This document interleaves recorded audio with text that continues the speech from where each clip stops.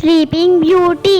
ఫ్రాన్స్కి చెందిన జీన్ హనీవేర్ అనే యువతి 19వ శతాబ్దంలో ఒకరోజు అనారోగ్యంతో మంచంలో పడింది.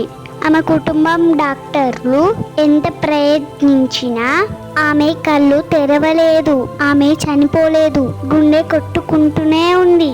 కానీ ఆమె గాఢ నిద్రలోకి వెళ్ళిపోయింది. డాక్టర్లు ఆశ్చర్యపోయారు. ఆమెని లేపడానికి అన్ని విధాల ప్రయత్నించారు, కానీ విఫలమయ్యారు. అలా ఆమె 42 ఇయర్స్ మంచంలోనే నిద్రలోనే గడిపింది. చివరికి 42 ఇయర్స్ తర్వాత ఒకరోజు ఉదయం ఆమె కళ్ళు తెరిచింది. ఆశ్చర్యం ఏంటిదంటే ఆమెకి ఒక్కరోజు కూడా గడవలేదని అనిపించింది. నేను నిన్ననే నిద్రపోయానంది. కానీ అప్పటికి ఆమె యువతి నుంచి వృద్ధురాలిగా మారిపోయింది.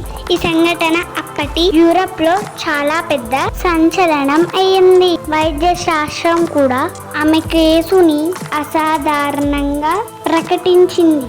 మోరల్ ఆఫ్ ద స్టోరీ: మనిషి జీవితంలో కాలం చాలా విలువైనది.